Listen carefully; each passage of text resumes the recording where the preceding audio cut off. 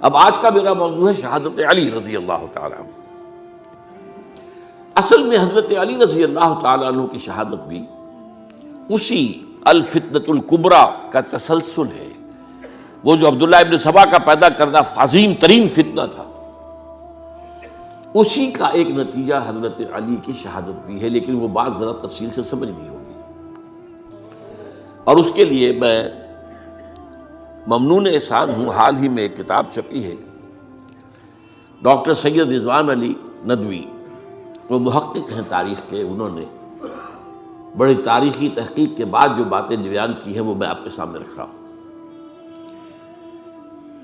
عرب میں جنوب مغرب کی کونے میں، جہاں یہ یمن بھی آباد ہے، اس کے اوپر نجران ہے، اسی علاقے میں یمامہ کا علاقہ کہلاتا ہے۔ یہاں ایک قبیلہ آباد تھا، بنو تمیم۔ یہ جو لوگ تھے بڑے کرخت مزاج، جنگجو، اکھڑ، ضدی، اور جس بات کو ایک دفعہ مان لے اس پر اڑ جانے والے اور مر مٹنے والے۔ یہیں سے فتنہ پہلا اٹھا تھا، سب سے بڑا جو نئے جھوٹے نبی کھڑے ہوئے تھے ان میں سب سے بڑا تو مسیلمہ کذاب تھا، یہی تو علاقہ تھا، اور اس کے خلاف اس فتنے کی سرکوبی میں کتنے صحابہ، 1200 صحابہ ایک جنگ کے اندر شہید ہوئے، جن میں 500 جو ہیں وہ حفاظ تھے رضی اللہ تعالیٰ عنہ اجمعین۔ تو یہ لوگ جو یہ تھے بڑے زوردار تھے۔ اس قبیلے کے بارے میں حضرت عمر رضی اللہ تعالیٰ عنہ نے ایک بڑی عجیب حکمت عملی اختیار کی، ان کو وہاں سے اکھاڑ کر اور ایران کی سرحدوں پر آباد کر دیا، اب جہاں پر جہاد ہو رہا تھا، تاکہ ان کے اندر جو یہ جنگجوئی ہے یہ اب اس مقصد کے لیے استعمال ہو، اب وہ دارالاسلام کی توسیع کے مقصد کے لیے استعمال ہو، اور وہ ہوئی۔ حضرت عمر نے 2 چھاؤنیاں بنائی تھی رضی اللہ تعالیٰ عنہ، کوفہ اور بصرہ، کیونکہ ظاہر بات ہے کہ اب جو اسلام کا دائرہ پھیل رہا تھا اور اسلامی حکومت پھیل رہی تھی، اور زیادہ تر جو ہے مشرق کی طرف پھیل رہی تھی، ایران اور خراسان وغیرہ کی طرف، تو اب مدینے سے اس کا کنٹرول اتنا آسان نہیں تھا، فاصلہ تھا، تو چھاؤنیاں بنائیں تاکہ یہ اس سرحد کے اوپر یہ موجودہ مرکز رہے، یہاں فوجیں موجود رہیں، کہیں کوئی بغاوت ہو تو اس کو کچلنے کے لیے وہ قوت فوری طور پر دستیاب ہو سکے۔ یہ لوگ ہیں کہ جو عبداللہ ابن سبا کی فتنے سے سب سے زیادہ متاثر ہوئے۔ ان کی مزاج میں وہ کجی تو تھی نا، حضرت عمر بھی ان کا جو ایک مضبوط کنٹرول تھا انہیں دبائے رکھا ہے، اور ان کا رخ جو ہے ایک دوسری طرف موڑ کر اس سے اسلام کو فائدہ پہنچایا۔ لیکن اس کے بعد جب فتنہ جو آیا یہ عبداللہ ابن سبا، تو سب سے بڑھ کر یہی لوگ اس کے ماننے والے، اور انہی میں سے وہ لوگ تھے جنہوں نے جانیں بھی دے دی ہیں، جنہیں حضرت علی نے زندہ جلایا ہے، اس لیے کہ وہ کہتے تھے کہ علی خدا ہے۔ اے علی تم خدا ہو، تم ہمیں آگ میں جلا رہے ہو، یہ تو تم ہمارا امتحان لے رہے ہو۔ وَلَنَبْلُوَنَّكُمْ بِشَيْءٍ مِّنَ الْخَوْفِ وَالْجُوعِ وَنَقْصٍ مِّنَ الْأَمْوَالِ وَالْأَنفُسِ وَالثَّمَرَاتِ، اب وہ اس آیت کو اپنے اوپر منطبق کر رہے ہیں۔ تو یہ جو کرخت لوگ تھے، انہوں نے در حقیقت جو ہے عبداللہ ابن سبا کے کردار میں سب سے بڑا رول پلے کیا، اور انہی کے ہاتھوں حضرت عثمان شہید ہوئے رضی اللہ تعالیٰ۔ اور اس کے بعد انہوں نے حضرت علی رضی اللہ تعالیٰ عنہ کو اپنے گھیرے میں لے لیا، کیونکہ انہی کی کثیر تعداد موجود تھی مدینے میں جب حضرت عثمان شہید ہوئے۔ اس کے بعد اب ظاہر بات ہے کہ کوئی نہ کوئی تو خلیفہ ہونا چاہیے تھا۔ حضرت طلحہ سے کہا گیا، انہوں نے معذرت کر لی، حضرت زبیر سے کہا گیا، انہوں نے معذرت کر لی۔ اب ظاہر بات ہے کہ حضرت علی آخر امت کو چھوڑا تو نہیں جا سکتا تھا بغیر امام کے، انہوں نے قبول کر لی، اگرچہ حضرت حسن روکتے رہے کہ ابا جان یہ ان لوگوں کی بیعت جو ہے آپ قبول نہ کیجیے۔ حضرت حسن تو ان میں سے ہیں جو حضرت عثمان کے دروازے پر کھڑے تھے پہرے دار کی حیثیت سے، حسن اور حسین رضی اللہ تعالیٰ عنہ، انہیں تو معلوم تھا فتنہ جو کون لوگ ہیں۔ اس کے بعد حضرت علی رضی اللہ تعالیٰ عنہ نے اسی حکمت سے، جس حکمت کے تحت حضرت عمر نے یہ چھاونیاں آباد کی تھی، دارالخلافہ بھی مدینے سے کوفہ منتقل کر دیا، تاکہ پورے عالم اسلام کو کنٹرول کیا جا سکے اس مرکز کے ساتھ۔ اس کا نتیجہ یہ نکلا کہ اب گویا کہ حضرت علی کے گرد ان لوگوں کا گھیراؤ مکمل، کوفے میں یہی تو آباد تھے، کوفی یہی تو تھے، حضرت عمر نے انہیں لا کے یہاں آباد کیا تھا۔ جب حضرت علی نے کوفے کو اپنا دارالخلافہ قرار دیا تو گویا کہ ان کا پھر عمل دخل بہت بڑھ گیا۔ ایک طریقے سے یہ کہا جا سکتا ہے کہ انہوں نے اب حضرت علی رضی اللہ تعالیٰ عنہ کو اپنے محاصرے میں لے لیا۔ چنانچہ جنگ جمل کے موقع پر یہ ہوا ہے کہ صلح ہو گئی تھی، حضرت عائشہ رضی اللہ تعالیٰ عنہ کے جو نمائندے تھے اور ادھر سے حضرت علی، صلح ہو گئی تھی، طے ہو گیا تھا کہ ہاں قاتلین عثمان کو جو ہے ان کو سزا دی جائے گی، قصاص لیا جائے گا حضرت عثمان کی قتل کا۔ لیکن ان لوگوں نے 10,000 آدمی کھڑے ہو گئے کوفے کے اندر، ہم سب قاتل ہیں عثمان کے، لوگ قصاص ہم سے اگر لے سکتے ہو، جس کے نتیجے میں اور انہوں نے جنگ شروع کر دی۔ اور جب جنگ شروع ہو جائے تو پھر اس کے بعد تو کوئی نہیں دیکھ سکتا کیوں شروع ہوئی، کیسے شروع ہوئی، کس نے شروع کی۔ اب تو یا مارو یا مرو، دو ہی باتیں ہوتی۔ 10,000 مسلمان ایک رات میں شہید ہوئے جنگ جمل میں۔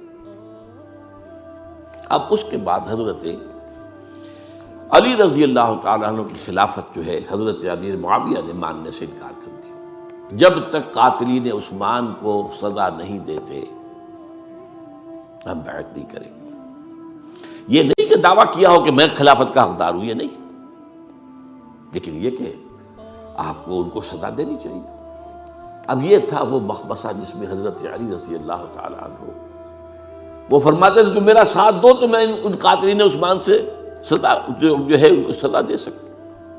ادھر انہیں پتا تھا کہ میں سرنڈر کرتا ہوں تو مجھے علی تک تو پہنچنے کوئی نہیں دے گا، راستے میں ختم کر دیں گے رضی اللہ تعالیٰ عنہ۔ تو یہ پیچ تھا ایک جو ایسا پڑا ہے۔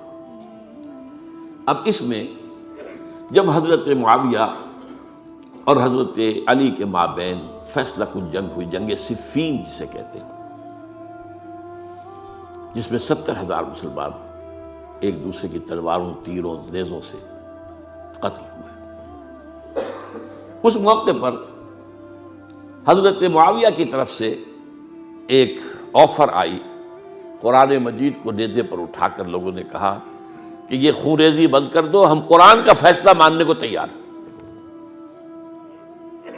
حضرت علی دیکھ رہے تھے کہ یہ اصل میں میری فتح کو شکست سے بدلنے کا پروگرام ہے، تقریباً فتح میری ہو چکی ہے، لیکن یہ جو طبقہ تھا یہ انہوں نے کہا نہیں بڑی ٹھیک بات کہہ رہے ہیں، وہ مانیے ان کی بات، جنگ بند کی۔ انہوں نے ہی یہی لوگ تھے جنہوں نے مجبور کیا حضرت علی کو کہ وہ تحکیم پر رضامند ہو جائے۔ اس کے بعد تحکیم میں جو معاملہ ہوا، حضرت علی حضرت عبداللہ ابن عباس کو اپنی طرف سے حکم بنانا چاہتے تھے، یہ اڑ گئے نہیں۔ یہ اکھڑ اڑ جانے والے لوگ، اور یہی اصل قوت تھے، وہاں ساری طاقت تو انہیں کی تھی۔ تو انہوں نے ابو موسیٰ اشعری کو اپنی طرف سے مقررہ، وہ بہت نرم خو آدمی تھے، انہیں بنا۔ بہرحال جو بھی بات طے ہوئی، اب تاریخ کی روایتوں میں اختلاف ہو سکتا ہے، کہا یہ جاتا ہے کہ طے تو یہ ہوا تھا حکمین کے مابین، ادھر سے ابو موسیٰ اشعری، ادھر سے عمرو بن العاص رضی اللہ تعالی عنہما، کہ آپ اپنے جو کلائنٹ ہیں حضرت علی آپ انہیں معزول کر دیجئے، میں معاویہ کو معزول کر دیتا ہوں، پھر جو ہے مسلمان فیصلہ کر لیں کسی اور کی عبادت۔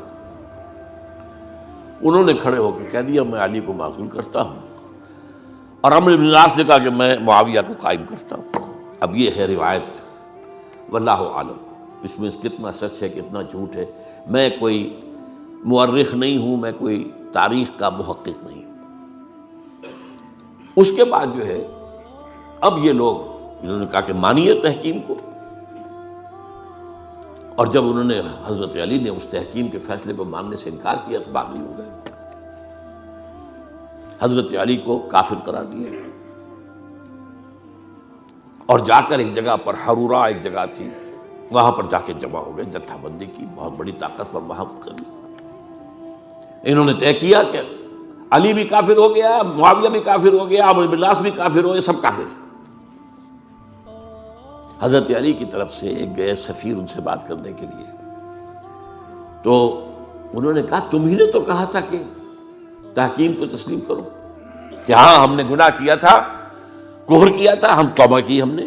اگر علی بھی مان لے کہ میں نے مان کر کفر کیا تھا اب میں توبہ کرتا ہوں تو ہم ان کی بات مان لیں گے. اب حضرت علی اس طرح کا جھوٹ کیسے بولتے؟ انہوں نے تو کوئی کفر نہیں کیا تھا. بہرحال انہوں نے پھر بھی نرمی برتی کہ دیکھو اگر تم کوئی خونریزی نہیں کرو گے، فساد نہیں مچاؤ گے تو میں تمہیں کچھ نہیں کہوں گا. لیکن وہ اپنی ان شرارتوں سے بعد نہیں آئے. تو پھر تیسری جو بڑی جنگ ہوئی ہے ان جنگوں میں، جنگ نہروان کہلاتی ہے، حضرت علی کی جنگ خوارج کے ساتھ، جس میں 4000 خارجی جو ہیں وہ قتل ہوئے. اور یہ بات اب آپ نوٹ کر لیجئے کہ یہ لوگ جیسا کہ اکھڑ بھی تھے لیکن اپنی بات پر ڈٹ جانے والے تھے، لیکن ساتھ ہی دیندار بھی تھے، نمازی اور روزہ دار بھی تھے. یہ اس طرح کے لوگ نہیں تھے کہ جو فاسق اور فاجر ہو. بس یہ مزاج کا ایک ہے جو بات دل میں بیٹھ گئی اڑ گئے. تو یہ اصل میں انہوں نے پھر فیصلہ کیا کہ اور تو ہمارے بس میں اب کچھ نہیں ہے، ان تینوں کو قتل کر دیا جائے، علی کو بھی اور معاویہ کو بھی اور عمرو بن العاص کو بھی.